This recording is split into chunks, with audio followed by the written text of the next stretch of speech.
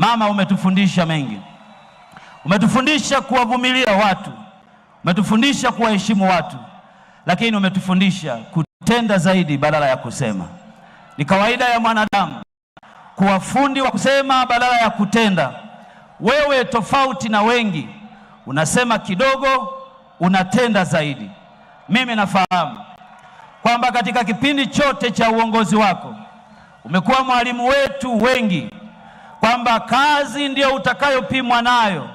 Hutapimwa kwa aya ulizosema au kugani, utapimwa kwa maendeleo yanayotokea kwa watu, tena yasiyotamkwa kwa mdomo bali yanayoonekana kwa macho. Mgombea wetu, Mungu akubariki sana. Hatuna cha kufanya wana Bukombe. Sisi kazi yetu moja ni kuinua mikono yetu na kumwomba Mungu kwa ajili yako. Moja, akupe afya njema. Mbili, mipango mizuri ulionayo kwa ajili ya taifa letu na sisi watu wa Bukombe.